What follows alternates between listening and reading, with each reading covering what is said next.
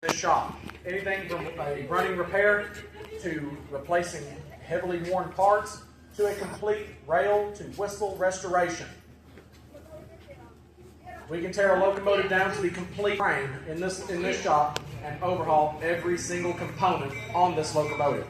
Pretty much the only thing we are not capable of doing in this shop is manufacturing a brand new boiler for a steam locomotive.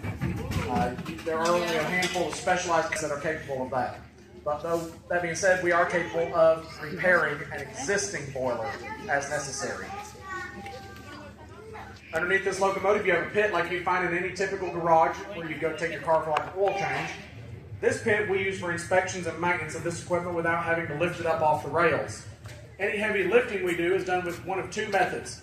We have two sets of 35-ton floor jacks. So we can put one at each corner of a locomotive and lift, or a rail car, and lift up to 140 tons up in the air. Or we have that big 10-ton crane there that can run the length and width of this building, picking up anything up to 10 tons in weight. Along this sidewall here, we have the small shops and offices that keep this facility running on a Monday through Friday basis. We have our foreman's office, our air brake shop, and my personal favorite room, the lunchroom.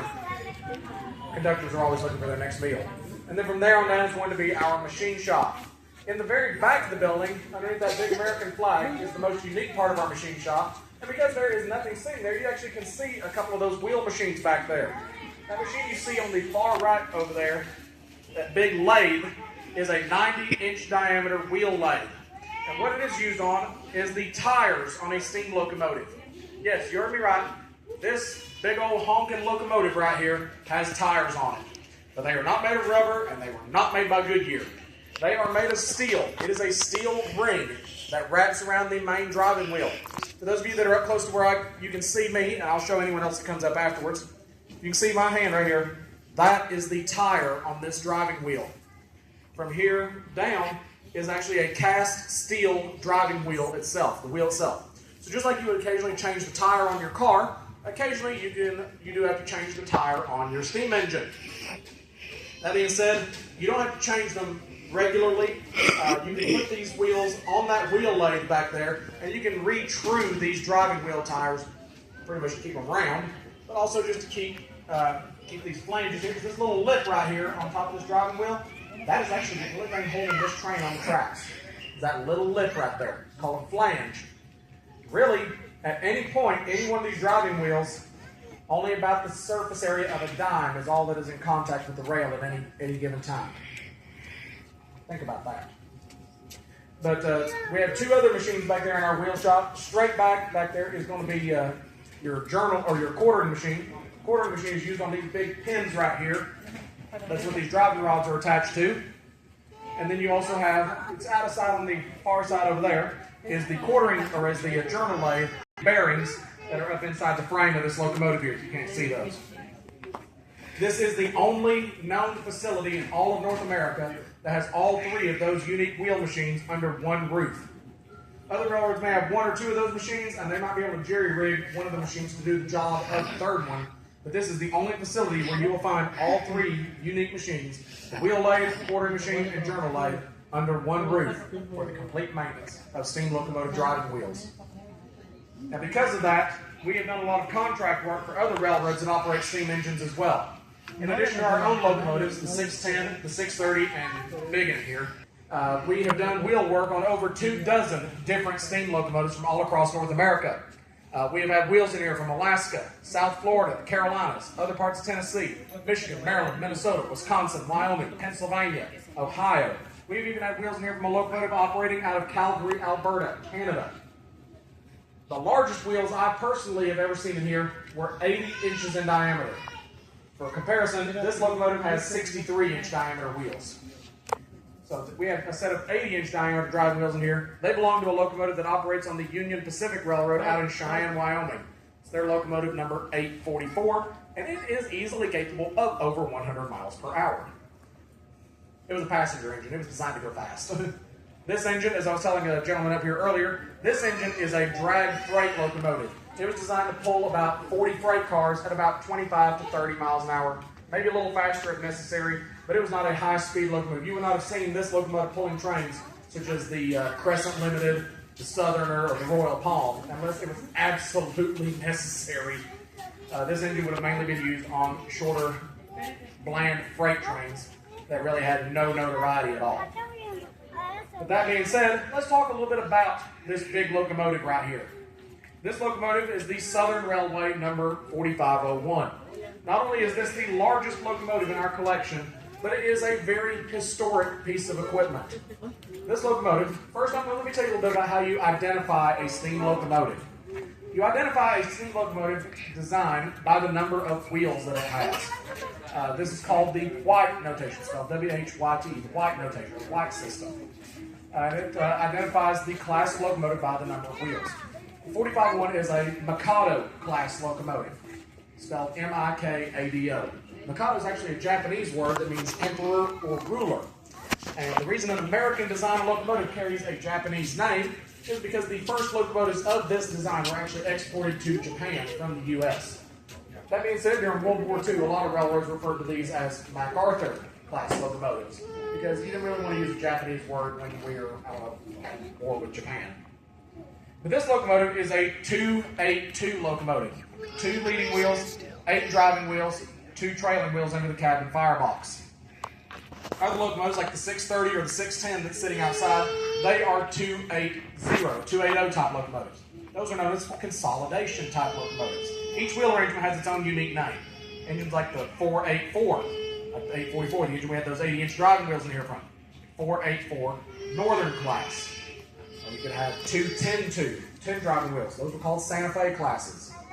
210-4, the Texas type. Or the 262, the Prairie type, so on and so forth. There's a lot more that can be uncovered in that.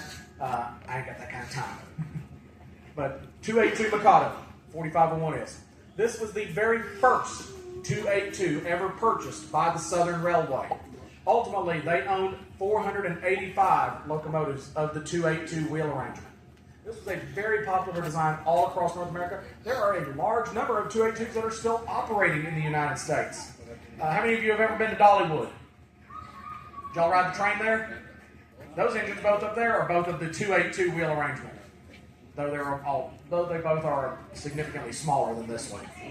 Because they run on 3-foot gauge track versus 4-foot 8.5 inches like we do.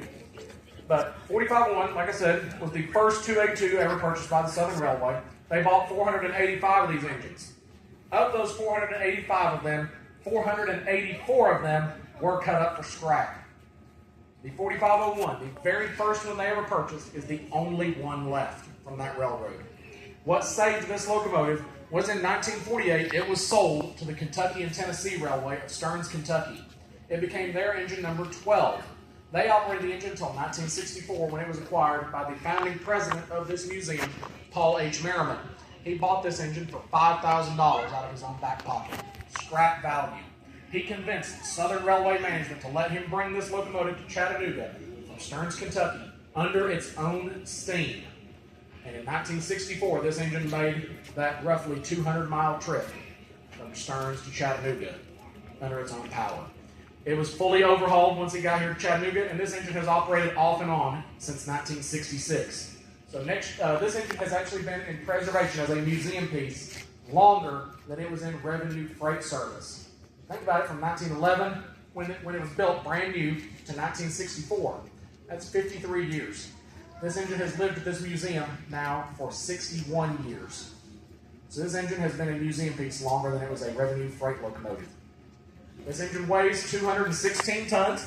From end to end, measures right about 85 feet in length. The engine's most recent overhaul was completed in 2014 at a cost of between $1.5 and $2 million. The engine is in here in the shop right now for a little bit of winter storage because it still has water in it, so we don't want to risk it freezing or anything outside because that's when stuff gets expensive. There's nothing cheap about these things. But also, we also brought it in here because we do need to do its annual inspection as required by the Federal Railroad Administration, who does govern what we do here. We will be tearing into this locomotive here shortly, going over every inch of it, just to make sure it is safe and suitable for another year of operation. This is something we do have to do every year. We try to do it during the winter when we're not running steam. That way we don't have to rush through it. We can take as long as we need to do this annual. Once we are finished with that, then we will be tearing into the 630, the other steam engine that was sitting outside, that's covered in Christmas lights right now. We actually have to go a much more invasive surgery into that locomotive and tear it down to a completely bare shell and completely overhaul it, as it's been 15 years since it was last overhauled, and so it has come due as required again by the Federal Railroad Administration. Not near enough. Question was, how many people do we have working here? The answer is not enough. Like most other industries here in the U.S., we are short-staffed. And especially the knowledge that comes with knowing how to work on one of these things, that number is even smaller. But the Tennessee Valley Railroad Museum is a non-profit organization. We don't get any federal funding for what we do around here. By buying tickets to ride our train today, you are helping us to preserve this history for future generations. And we cannot thank you enough for spending part of your afternoon with us. We do rely heavily on passenger ticket sales for what we do around here. So by buying a ticket, you are helping us to preserve this history, not just for us, but for the United States as a whole. These locomotives, like the 4501 here, represent a long gone era in American railroading and America as a whole. If you think about it, this is one of my favorite phrases. As America built the railroads helped to build America. This locomotive represents the Industrial Revolution here in the United States. You think about it. Nowadays, you go to design something, a building or a machine, chances are you're going to be doing it on computers, you're going to be doing it on CAD drawings, you're going to be using laser cutters, laser printers, 3D printers. None of that existed in 1911 when this locomotive was designed. This locomotive had to be designed by a team of engineers using nothing but draft papers and their own knowledge. And they had to get it right on the first try. And this engine is now 114 years old and is still capable of pulling a train today.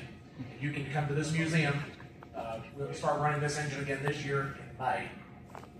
That's our plan as of right now. We do also haul some freight here at this museum, helps contribute to what we do here, and we don't also accept donations. I'm not going to do like a lot of other nonprofits that will stand up here and beg you for donations, because you've done more than enough by buying a ticket to ride our train today. Just know that as the conductor on this train, I'm like the captain of the ship. I am in charge of the operation of this train, so I do have to say something whether or not you go back to your car or not. If you have any questions, do not hesitate to ask myself or Justin. We'll be more than happy to answer them for you. If we don't know the answer right offhand, we'll find it out as quick as we can, or as a last resort, we will make something up and make it sound good. In the meantime, I have only one other thing I really want to talk to you about on the train, and that's a little bit about the movies and TV shows that this museum has been in over the years. But otherwise, I will see you back on board. You have a couple minutes to visit East Chattanooga Depot, get you a snack, get you a drink. Once we get everyone back on the train, we will take off for Grand Junction. All aboard!